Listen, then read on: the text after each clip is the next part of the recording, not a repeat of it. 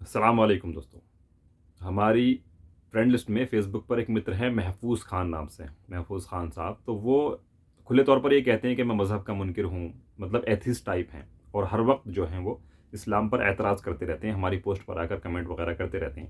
تو ابھی پچھلے ویڈیو پر انہوں نے ایک کمنٹ کیا کہ اسلام جو ہے وہ مارکاٹ کی تعلیم دیتا ہے، اور اس میں دلیل انہوں نے یہ پیش کی کہ حضرت ابوبکر نے منکرین زکوٰۃ کے خلاف جنگ کی، یعنی جن لوگوں نے زکوٰۃ دینے سے انکار کیا ان کے خلاف جنگ کی. تو بولے یہ اس سے انہوں نے یہ نتیجہ اخذ کیا کہ دیکھو اسلام اس طرح کی تعلیم دیتا ہے. لیکن اصل میں اس چیز کو سمجھنے کی ضرورت ہے. انہوں نے اس کو اس کے پس منظر میں کانٹیکسٹ میں رکھ کر نہیں دیکھا. اور افسوس کی بات یہ ہے کہ کچھ مسلمان بھی اس کو اس انداز میں پیش کرتے ہیں اس واقعے کو کہ اس سے ایسی باتیں لوگوں کے ذہن میں آتی ہیں.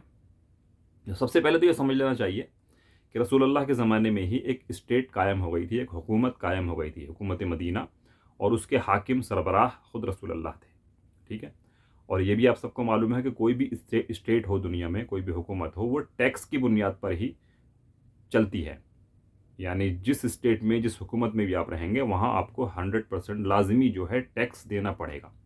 اور اسلامی حکومت جب کہیں قائم ہوتی ہے تو وہاں پر جو ٹیکس ہوتا ہے اصل میں وہ زکوٰۃ کی شکل میں لیا جاتا ہے. زکوٰۃ جو ہے وہ اسلامی حکومت کا ٹیکس ہے. اگر آپ اسلامی حکومت میں نہیں رہتے تو وہ ایک الگ مسئلہ ہے اس کا، لیکن ایک اسٹیٹ ہے مسلمانوں کی کہیں بھی، تو وہ آپ سے جو ٹیکس لیں گے وہ زکوٰۃ کی شکل میں لیں گے. تو اصل میں وہاں جو معاملہ تھا حضرت ابوبکر کے سامنے، رسول اللہ کی وفات کے بعد جب آپ حاکم بنے، تو وہ ایک بالکل اسٹیٹ کا معاملہ تھا. اور وہاں پہ کچھ لوگوں نے زکوٰۃ سے منع کرنے کا مطلب یہ ہے کہ اسٹیٹ کو ٹیکس دینے سے منع کیا. اس طرح سے اس کو سمجھا جائے، اور یہی حقیقت ہے، ایسا ہی ہوا تھا. تو ظاہر سی بات ہے، آج آپ انڈیا میں رہتے ہیں، ٹھیک ہے. اب انڈین گورنمنٹ نے ایک طریقہ بنایا ہوا ہے کہ آپ اگر اتنی آمدنی کرتے ہیں، اتنا پیسہ ہے آپ کے پاس، تو آپ کو اتنا % ٹیکس دینا پڑے گا. اگر آپ ٹیکس چوری کرتے ہیں تو انڈین گورنمنٹ آپ کے خلاف ایکشن لے گی، اور اس کو پورا حق ہے، لینا چاہیے، اور ہوتا بھی ہے ایسا. اور اس کے برعکس، ایک تو یہ تو ہوگا چوری کرنے کا معاملہ. اگر آپ یہ کہیں کہ میں ٹیکس دوں گا ہی نہیں، جو کرنا ہے کر لو، آپ یا آپ کا پورا محلہ، آپ کا ایریا، تو پھر گورنمنٹ جو ہے آپ کے خلاف بہت سخت کارروائی کرے گی. ٹھیک ہے. اور اس کو پورا حق ہے کرنے کا. تو آج کے حساب سے جو کارروائی کرنے کے طریقے ہیں وہ اس کے حساب سے کرے گی. اگر کچھ لوگ، کچھ ایریا کے لوگ یہ کہتے ہیں کہ ہم ٹیکس دیں گے نہیں بھی، آپ سے جو کرنا ہے کر لو، تو یہی معاملہ بالکل حضرت ابوبکر کے سامنے تھا کہ وہاں کے لوگوں نے گورنمنٹ کو ٹیکس دینے سے منع کیا. اب اس ٹیکس کا نام جو ہے اصل میں وہ زکوٰۃ ہے، کیونکہ اسلامی گورنمنٹ میں زکوٰۃ کی شکل میں ہی ٹیکس دیا جاتا ہے. تو انہوں نے زکوٰۃ دینے سے منع کیا، یعنی کہ ٹیکس دینے سے، حکومت کا ٹیکس دینے سے انکار کر دیا کھلے طور پر کہ ہم آپ کو ٹیکس نہیں دیں گے. تو کھلے طور پر انکار کر دیا کہ ہم آپ کو ٹیکس نہیں دیں گے.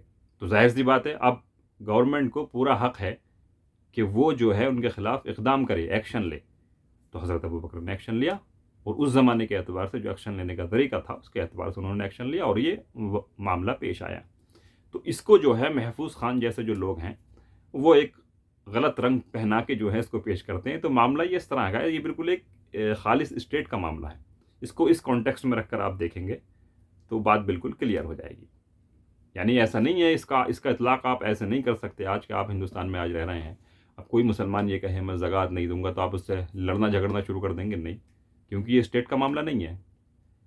لیکن اگر کوئی اسٹیٹ کے مقابلے میں یہ کہے گا کہ میں ٹیکس نہیں دے رہا، تو اسٹیٹ اس کے خلاف ایکشن لے گی. یہ معاملہ تھا وہ. اس کو اسی پس منظر میں سمجھنا چاہیے.